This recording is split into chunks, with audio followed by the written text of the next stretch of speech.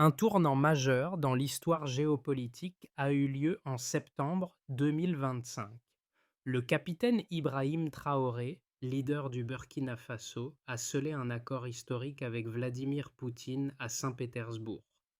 Ce geste, loin d'être une simple signature, a résonné dans le monde entier, provoquant des vagues d'incertitude et de réactions. L'Occident y voit une ingérence russe dans les affaires africaines, tandis qu'une grande partie du continent le considère comme un symbole de réaffirmation de son indépendance. Mais qu'est-ce que cela signifie réellement pour l'avenir de l'Afrique et pour Ibrahim Traoré? Ce moment pourrait bien marquer un changement fondamental dans les relations internationales. L'accord signé par Ibrahim Traoré avec la Russie en 2025 a marqué un moment décisif pour le Burkina Faso et, plus largement, pour l'Afrique. Ce partenariat s'inscrit dans un contexte de repositionnement géopolitique. Le continent, longtemps perçu comme un simple terrain d'influence pour les puissances extérieures, commence à revendiquer son autonomie. Traoré, avec son esprit de rébellion pacifique, a su capitaliser sur une opportunité stratégique pour son pays. Il tire profit de l'isolement croissant de l'Afrique vis-à-vis des puissances traditionnelles. Mais cet accord n'est pas qu'un geste diplomatique.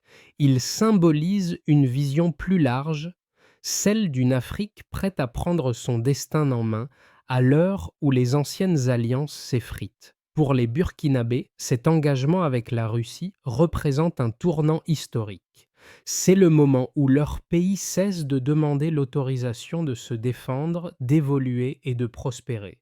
Cependant, les enjeux sont énormes. Cette démarche pourrait-elle effectivement ouvrir la voie à une Afrique plus unie et plus indépendante, ou bien renforcera-t-elle simplement de nouvelles formes de dépendance? Le moment décisif qui a conduit à la signature de l'accord entre Ibrahim Traoré et Vladimir Poutine a été bien plus qu'une simple poignée de main. Il a été l'amorce d'un bouleversement géopolitique majeur. Ce pacte a pris forme alors que le Sahel était déjà sous tension, pris dans un tourbillon de conflits internes et d'ingérences étrangères. L'Occident, avec ses stratégies de défense et ses investissements dans la région, a longtemps dominé la scène africaine. Mais le vent a commencé à tourner lorsque Traoré a pris la tête du Burkina Faso en 2022, dans un contexte de lutte contre les insurrections djihadistes et de pression internationale croissante. Les observateurs internationaux ont immédiatement vu en ce geste un signe de rapprochement avec la Russie, une puissance en quête de nouvelles alliances dans un monde multipolaire. L'impact a été instantané. Les États-Unis, l'Union européenne et la France, déjà en retrait face à la montée des mouvements anti-français, ont vu dans cet accord un risque direct pour leur influence dans la région. Pour Traoré et ses partisans, cependant, cette alliance avec Moscou ne représente pas une soumission, mais une opportunité de renforcer la souveraineté de leur pays. En effet, la Russie, avec son modèle d'aide sans conditions préalables, offre une alternative aux relations traditionnelles, basées sur des prêts internationaux et une diplomatie souvent perçue comme paternaliste. Les termes de l'accord sont audacieux. Il englobe non seulement des investissements militaires et des équipements de défense, mais aussi des engagements dans des domaines stratégiques comme la technologie spatiale, l'énergie et les infrastructures. Cette offre est un tournant pour l'Afrique, qui, historiquement, a été considérée comme dépendante des puissances occidentales pour ses besoins en sécurité et en développement. Mais ce partenariat n'est pas sans risque. En s'alliant avec la Russie, le Burkina Faso se trouve pris dans un jeu d'équilibre délicat entre les pressions françaises et le désir de s'affranchir des modèles de dépendance qui ont marqué l'histoire coloniale et post-coloniale du continent. Ibrahim Traoré, le jeune capitaine devenu chef d'État, incarne une nouvelle génération de leaders africains résolument tournés vers l'autonomie. Son ascension fulgurante et son engagement en faveur d'un Burkina Faso plus indépendant ont rapidement attiré l'attention tant au niveau régional qu'international. Mais au-delà de son charisme et de sa détermination, Traoré a su se positionner comme un acteur clé dans la redéfinition des relations entre l'Afrique et les puissances mondiales. Contrairement à ses prédécesseurs, il refuse de se soumettre aux diktats de l'Occident, choisissant plutôt d'explorer des alliances plus diversifiées. Les premières réactions face à son rapprochement avec la Russie ont été partagées. Du côté africain, une partie de la population voit en lui un héros, quelqu'un qui ose défier les anciens colons et revendiquer l'indépendance de son pays. Dans les rues de Ouagadougou, des chants et des danses accompagnent cette nouvelle ère, symbolisant un sentiment de fierté nationale longtemps réprimé. Pour les militants anticoloniaux, cet accord avec Moscou marque un point culminant dans la lutte pour l'autodétermination. Traoré devient ainsi l'incarnation d'un projet politique plus large, celui d'une Afrique qui se réveille et prend en main son propre destin. Cependant, ces réactions ne sont pas unanimes. Les critiques viennent principalement des anciennes puissances coloniales et de leurs alliés, qui perçoivent dans cette alliance un affaiblissement de leur influence sur le continent.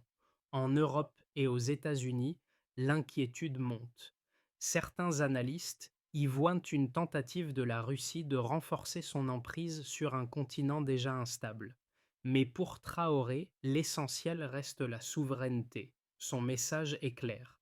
L'Afrique n'a plus à demander la permission de prendre ses propres décisions. La rencontre entre Ibrahim Traoré et Vladimir Poutine en 2025 n'a pas été un événement isolé, mais plutôt le point culminant d'une série de décisions stratégiques et de changements dans le paysage géopolitique du Sahel. Dès son arrivée au pouvoir, Traoré a compris que la sécurité de son pays et de la région ne pouvait plus dépendre uniquement des puissances occidentales. La situation au Burkina Faso, notamment l'instabilité générée par les groupes djihadistes, a poussé le pays à repenser ses alliances. Il a donc pris la décision radicale de se rapprocher de la Russie, une démarche vue par beaucoup comme une rupture avec les anciens partenaires de l'Afrique de l'Ouest. Au fil des mois précédant l'accord de Saint-Pétersbourg, Traoré a intensifié ses négociations avec Moscou. En 2024, de ce 24, le Burkina Faso a signé un premier accord de coopération militaire avec la Russie, préfigurant le partenariat stratégique à venir.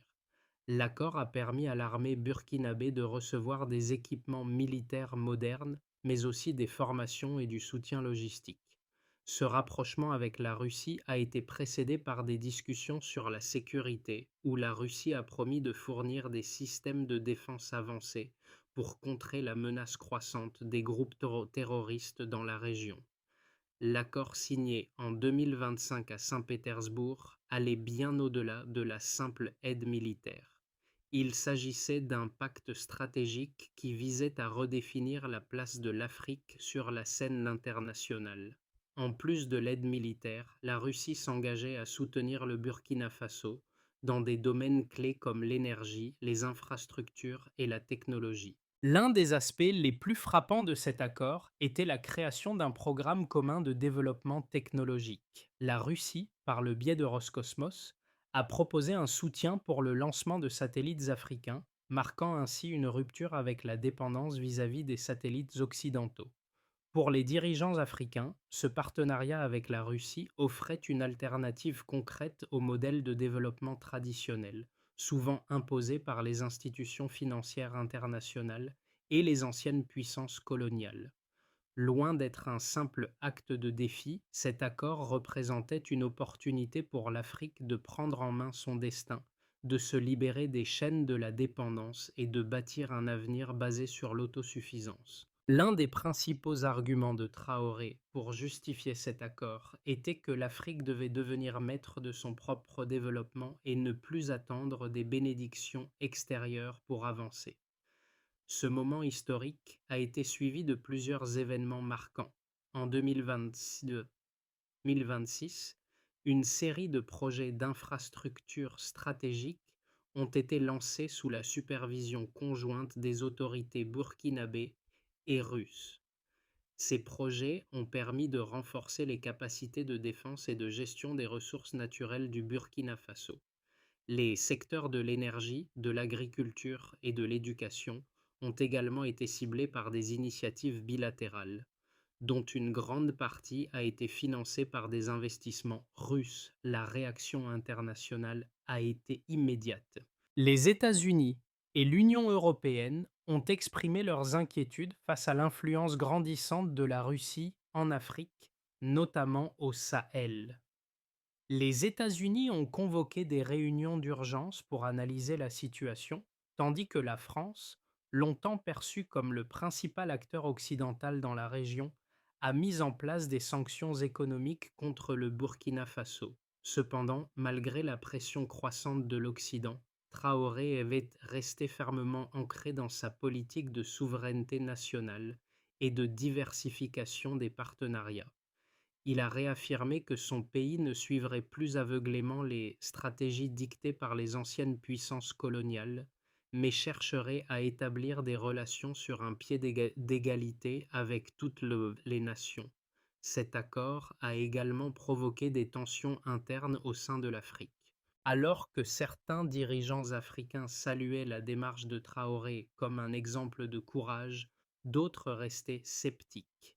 Le Mali et le Niger, voisins immédiats du Burkina Faso, ont observé attentivement l'évolution de la situation, tout en pesant les avantages et les risques d'un rapprochement avec la Russie.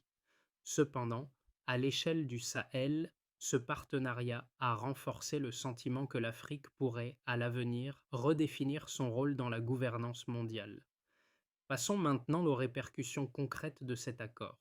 Elles sont visibles à travers plusieurs indicateurs mesurables qui témoignent de la transformation en cours au Burkina Faso et dans la région du Sahel. Cette évolution, bien que récente, a déjà produit des résultats tangibles qui remettent en question les schémas traditionnels de développement et de sécurité. Dans un contexte où la dépendance à l'égard des puissances occidentales était la norme, le partenariat avec la Russie a ouvert de nouvelles perspectives, non seulement pour la sécurité, mais aussi pour l'économie et les infrastructures de la région. Un des premiers résultats quantifiables de l'accord est la réduction significative des attaques terroristes dans la région. Selon les données du gouvernement burkinabé, les attaques menées par des groupes djihadistes ont chuté de près de 40% dans les 12 mois suivant la signature de l'accord. Cette baisse est directement liée à l'arrivée de nouveaux équipements militaires russes, tels que des drones de surveillance et des systèmes de défense aérienne, qui ont renforcé les capacités de l'armée nationale. Ces systèmes ont permis non seulement de repérer les mouvements ennemis avec une précision accrue, mais aussi de protéger les zones stratégiques contre les attaques aériennes et terrestres. Un autre domaine où l'impact est mesurable concerne le secteur de l'énergie. Avant l'accord avec la Russie, le Burkina Faso, comme de nombreux pays d'Afrique de l'Ouest, souffrait d'un manque d'infrastructures énergétiques modernes, ce qui limitait sa capacité à soutenir son développement économique. Cependant, grâce à l'accord, des investissements massifs ont été réalisés dans le secteur de l'énergie. Le projet phare, porté par l'Alliance Sahel-Russie, consiste en la construction d'un réseau énergétique hybride combinant des panneaux solaires et des infrastructures hydrauliques. Ce réseau a permis une électrification de plus de 50% des zones rurales du Burkina Faso, un progrès considérable dans un pays où les coupures d'électricité étaient fréquentes et affectaient directement la qualité de vie des citoyens. Le projet d'infrastructure énergétique ne s'arrête pas là. En 2026, un réacteur nucléaire à petite échelle a été installé au Niger dans le cadre de la coopération énergétique régionale. Ce réacteur est censé produire environ 300 mégawatts, fournissant ainsi une source d'énergie stable et renouvelable pour l'ensemble du Sahel. Ce projet a permis de réduire de 45% la dépendance des pays de la région aux importations d'énergie, ce qui, en retour, a eu un impact direct sur les économies locales. Des milliards de dollars qui auparavant étaient alloués à l'achat de carburant et de ressources énergétiques sont désormais réinvestis dans des projets d'infrastructures locales et de développement social.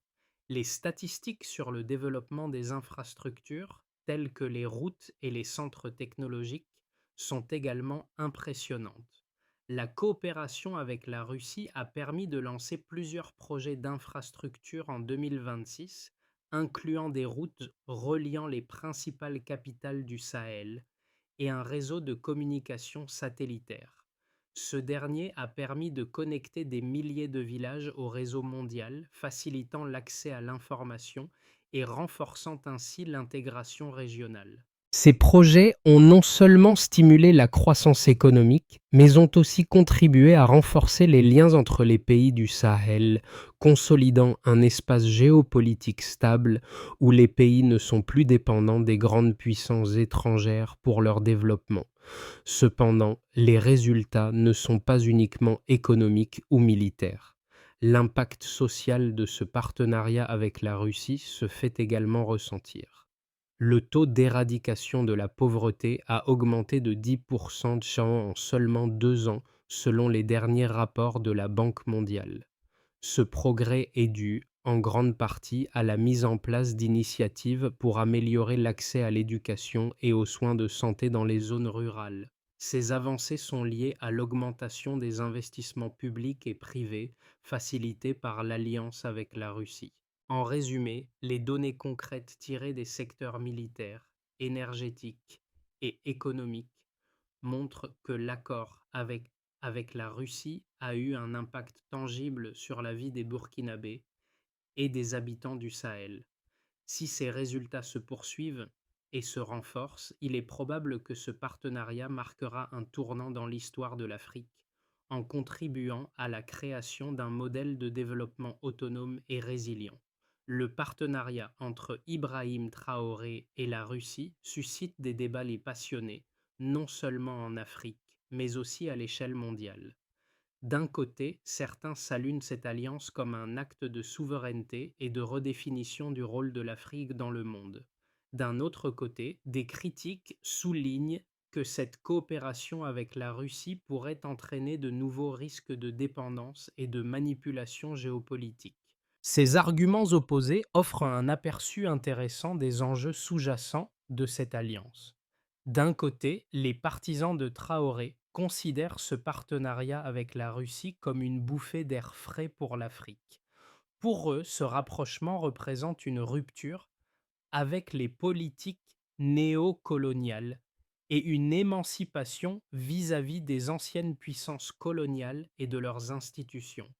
Depuis l'accession au pouvoir de Traoré, le Burkina Faso s'est affirmé comme un leader de la souveraineté africaine, rejetant l'ingérence extérieure et imposant une nouvelle vision pour l'avenir.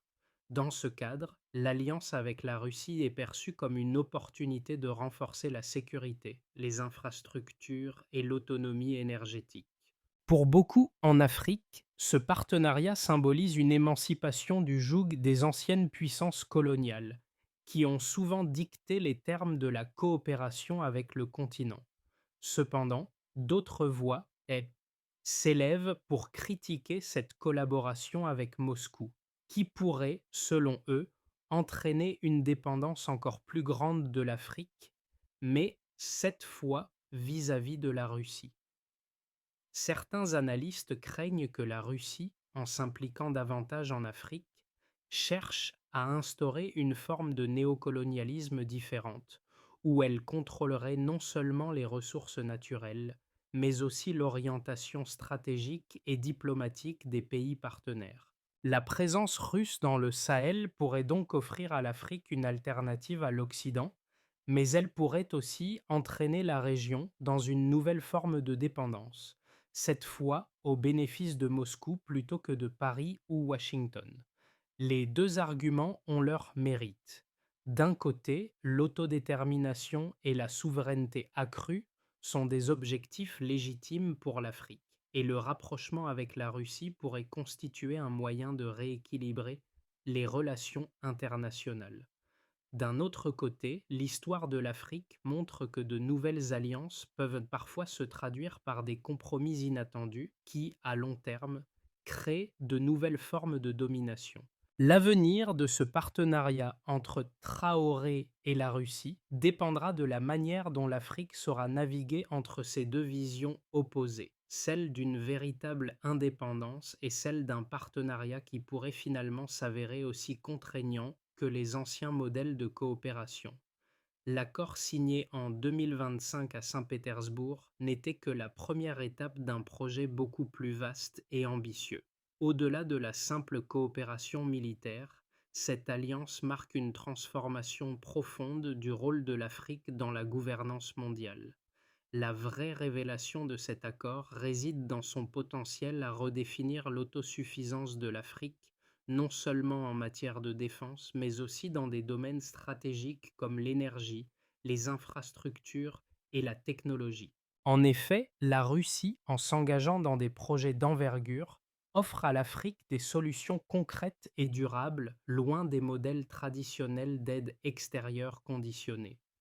La véritable portée de l'accord de Saint-Pétersbourg ne réside donc pas uniquement dans l'armement ou l'aide humanitaire, mais dans sa capacité à offrir à l'Afrique une alternative crédible aux modèles économiques et politiques dominants. Ce partenariat marque un tournant pour le Burkina Faso, mais également pour le reste du continent, qui, pour la première fois, a les moyens de tracer son propre chemin sans dépendre des grandes puissances mondiales. Cette autonomie renaissante est non seulement un signe de fierté, mais aussi de puissance accrue dans un monde multipolaire où l'Afrique entend désormais jouer un rôle de plus en plus déterminant. L'impact de l'alliance entre Ibrahim Traoré et la Russie va bien au-delà des accords signés et des investissements dans les infrastructures. Cette coopération inaugure une nouvelle ère pour le Sahel, où les dynamiques de pouvoir et les relations internationales sont en train de changer de manière irréversible. Pour le Burkina Faso, le pays commence à récolter les fruits d'un partenariat stratégique qui met l'accent sur l'autosuffisance, la sécurité et le développement. Mais cette transformation n'est pas seulement nationale, elle est régionale et géopolitique. L'un des effets les plus immédiats de l'accord avec la Russie a été une amélioration de la sécurité dans le pays. En moins d'un an, les forces armées burkinabées ont reçu des équipements militaires sophistiqués, notamment des drones de surveillance et des systèmes de défense aérienne avancés, qui ont permis de réduire les attaques terroristes de près de 40%. Cette victoire militaire a été d'autant plus significative que le Burkina Faso faisait face à une menace djihadiste grandissante depuis plusieurs années, menaçant non seulement sa stabilité interne, mais aussi la sécurité de la région du Sahel dans son ensemble. Au niveau régional, l'alliance avec la Russie a entraîné un changement dans la perception du Sahel à l'échelle mondiale. L'Occident, longtemps dominant en Afrique, a dû revoir ses stratégies face à une Afrique de plus en plus indépendante et déterminée à forger ses propres partenariats. Le fait que des pays comme le Mali, le Niger et le Burkina Faso se tournent vers la Russie pour leurs besoins en défense et en développement indique une rupture avec les anciennes dynamiques coloniales, qui se fondaient sur des relations de dépendance et de tutelle. Pour les populations du Sahel, cet accord est perçu comme un acte de réappropriation du pouvoir, une reconquête de leur destin. Mais les conséquences de cet accord ne se limitent pas aux seules questions de sécurité. L'impact sur les secteurs économiques, notamment l'énergie et les infrastructures, a été également considérable. Le projet de construction d'un réseau énergétique hybride combinant énergie solaire et hydroélectricité a permis à des milliers de villages de bénéficier pour la première fois d'une électrification stable. L'accès à l'énergie est l'un des facteurs clés de développement dans la région, et ce projet pourrait bien être le catalyseur d'une transformation économique durable. Les experts estiment que la création d'un corridor énergétique permettant de relier les pays du Sahel grâce à des infrastructures de haute technologie pourrait redynamiser l'économie de la région. En réduisant sa dépendance aux importations d'énergie, le Sahel pourrait économiser des milliards de dollars chaque année, des fonds qui seraient alors réinvestis dans des projets d'infrastructure, d'éducation et de santé. Ce modèle d'autosuffisance énergétique pourrait bien être la clé pour surmonter les défis de pauvreté et de chômage, tout en renforçant l'intégration régionale. Cependant, cette nouvelle autonomie s'accompagne de défis. Les pays du Sahel devront veiller à ce que leur nouvelle indépendance ne se traduise pas par des risques de manipulation ou d'exploitation de leurs ressources. La Russie, tout comme les autres grandes puissances, pourrait chercher à exercer son influence sur les politiques économiques et géopolitiques de la région. Il est donc crucial pour les leaders africains de maintenir un équilibre fragile entre coopération et autonomie pour éviter que le modèle de partenariat ne se transforme en une forme de dépendance déguisée. Les résultats de cet accord sont donc complexes et multiformes. Ils vont bien au-delà de simples chiffres économiques et militaires, en touchant à la souveraineté, à l'identité et à la place de l'Afrique dans le monde. Si les pays du Sahel réussissent à capitaliser sur cet élan de transformation, ils pourraient bien redéfinir les relations internationales au XXIe siècle, en plaçant l'Afrique au centre du jeu mondial. L'alliance entre Ibrahim Traoré et la Russie, bien qu'encore récente, commence à dessiner des contours clairs pour l'avenir du Sahel et de l'Afrique en général. Cependant, les mois à venir s'annoncent cruciaux pour déterminer la durabilité et la viabilité de ce partenariat. Trois scénarios distincts se dessinent pour les 6 à 12 prochains mois: le scénario optimiste, le scénario de stagnation et le scénario pessimiste. Dans le scénario optimiste, si le partenariat entre le Burkina Faso et la Russie se renforce et que d'autres pays du Sahel, tels que le Mali et le Niger, suivent le même chemin, un véritable bloc régional pourrait émerger. L'intégration régionale, facilitée par les projets d'infrastructures énergétiques et de défense, permettrait au Sahel de devenir un modèle de coopération entre nations africaines. Le renforcement de l'autonomie énergétique et la réduction de la dépendance à l'égard des puissances occidentales pourraient transformer la région en un acteur économique et politique clé. La stabilité sécuritaire, grâce à l'appui militaire russe, offrirait aux pays du Sahel la possibilité de se concentrer sur leur développement économique et social. Dans le scénario de stagnation, cependant, un tel partenariat n'est pas exempt de risques. Si la Russie, tout en apportant son soutien militaire et économique, commençait à exercer une pression sur les pays du Sahel pour obtenir des avantages stratégiques, ce modèle pourrait se transformer en une forme de dépendance déguisée. Les nations africaines pourraient se retrouver prises dans une dynamique où leur souveraineté serait menacée par un contrôle indirect exercé par Moscou. En outre, l'instabilité interne dans des pays comme le Burkina Faso, malgré le soutien militaire, pourrait empêcher l'implémentation réussie de projets d'envergure. Dans ce cas, la région pourrait rester dans une situation de fragilité, sans véritables avancées sur le plan économique ou social. Dans le scénario pessimiste, le scénario le plus sombre serait celui d'une confrontation accrue avec les puissances occidentales, notamment la France, les États-Unis et l'Union européenne. Ces acteurs pourraient intensifier les sanctions économiques et diplomatiques à l'encontre des pays du Sahel cherchant à faire échouer ce rapprochement avec la Russie. Une telle pression pourrait entraîner une dégradation des relations internationales de la région, créant ainsi des tensions politiques et économiques. De plus, si les pays du Sahel n'arrivent pas à gérer les nouveaux partenariats en matière de sécurité et de développement, Ils risquent de se retrouver dans une situation où leurs ressources naturelles seraient exploitées par des puissances étrangères, tout en étant incapables de répondre aux besoins de leur population. En conclusion, les mois à venir seront déterminants. La manière dont les pays du Sahel, notamment le Burkina Faso, géreront leur indépendance tout en maintenant des partenariats stratégiques avec la Russie et d'autres acteurs mondiaux pourrait redéfinir l'Afrique dans le paysage géopolitique mondial. La clé de cette réussite résidera dans leur capacité à équilibrer souveraineté et coopération, tout en veillant à ne pas tomber dans de nouvelles formes de dépendance. Alors que l'alliance entre Ibrahim Traoré et la Russie continue de façonner l'avenir du Burkina Faso et du Sahel, il est crucial de comprendre que cette transformation ne concerne pas uniquement les gouvernements et les diplomates, mais aussi les citoyens et les groupes économiques.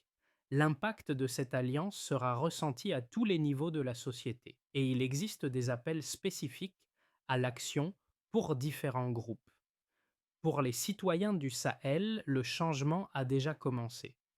Grâce à l'autonomisation énergétique et aux projets d'infrastructure, des millions de personnes auront accès à une électricité stable et à des services essentiels qui étaient auparavant inaccessibles. L'impact sur l'éducation et les soins de santé sera direct, avec des écoles et des hôpitaux désormais alimentés par des réseaux énergétiques locaux. Cependant, cela nécessite un engagement de la part des citoyens pour soutenir ces initiatives et s'assurer qu'elles bénéficient à toute la population, sans laisser personne de côté. Il est essentiel que la population reste vigilante face aux défis à venir, notamment les tensions géopolitiques et les possibles tentatives d'exploitation par des acteurs étrangers.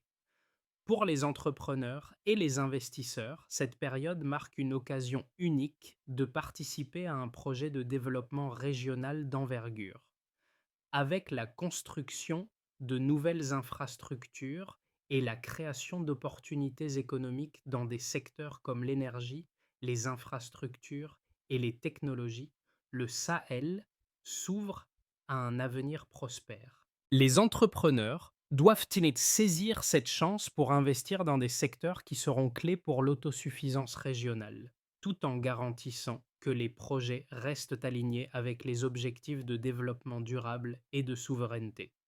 Pour les leaders politiques et les décideurs internationaux, l'exemple du Sahel pourrait servir de modèle pour un nouveau type de coopération internationale fondée sur le respect mutuel et l'équilibre des intérêts. Il est temps de redéfinir les relations entre le Nord et le Sud en veillant à ce que l'Afrique puisse prendre les rênes de son propre avenir. L'alliance avec la Russie est une opportunité pour les dirigeants africains de montrer la voie, mais elle doit être accompagnée d'une vigilance constante pour éviter les risques de dépendance. La feuille de route pour l'avenir du Sahel, dictée par l'accord entre Ibrahim Traoré et la Russie, est ambitieuse et complexe. Si elle doit réussir, il est essentiel que chaque étape soit bien planifiée et que les objectifs à long terme soient clairement définis. Les leaders africains doivent adopter une approche stratégique pour naviguer dans les défis à venir et garantir que cette transformation ne soit pas seulement ponctuelle, mais durable. Premièrement, la diversification économique est un élément clé de cette feuille de route. Le Sahel doit réduire sa dépendance aux secteurs traditionnels, comme l'exploitation minière et les matières premières, en investissant massivement dans des secteurs tels que les technologies, l'agriculture durable et l'énergie renouvelable. Cela nécessite une planification à long terme pour développer des industries locales et soutenir l'émergence de nouvelles entreprises. Les partenariats avec des entreprises russes, comme dans le domaine des infrastructures énergétiques, doivent être utilisés comme tremplin pour renforcer la capacité de production locale. Deuxièmement, l'intégration régionale doit être une priorité. Le Sahel, avec ses pays voisins, doit créer des corridors économiques qui permettent de relier plus efficacement ces nations entre elles. Cela inclut la construction de réseaux de transport modernes, la facilitation des échanges commerciaux et l'établissement de politiques économiques communes. Un Sahel intégré aura plus de poids sur la scène internationale et pourra négocier de manière plus équilibrée avec les grandes puissances mondiales. Troisièmement, la gestion des ressources naturelles et des infrastructures stratégiques est essentielle. Les pays du Sahel doivent garantir que les projets d'infrastructures, soutenus par des investissements russes et internationaux, profitent à la population locale sans tomber dans des pièges de surendettement ou de mauvaise gestion. Cela nécessite la mise en place de mécanismes de gouvernance solides avec une transparence accrue et des institutions capables de superviser efficacement les projets de développement. En conclusion, la réussite de cette feuille de route dépendra de l'engagement constant des dirigeants africains à veiller à l'autosuffisance régionale tout en naviguant prudemment dans les nouvelles alliances internationales. Le Sahel doit tirer parti de cette période de transformation pour bâtir un avenir solide, prospère et souverain. Au-delà des accords diplomatiques et des projets d'infrastructure, l'impact de l'alliance entre Ibrahim Traoré et la Russie touche à des valeurs plus profondes, la dignité, l'autonomie et la souveraineté.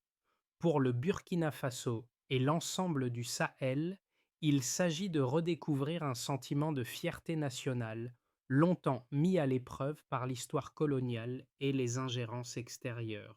Ce partenariat avec la Russie marque une rupture avec les modèles d'aide traditionnels qui, souvent, imposent des conditions et des contraintes, au détriment de l'indépendance des pays africains.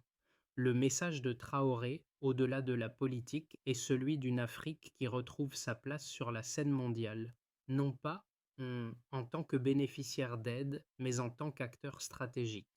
L'alliance avec la Russie devient ainsi un symbole de cette renaissance. Mais cette transformation doit aller au-delà de la simple construction d'infrastructures ou de la sécurisation des frontières.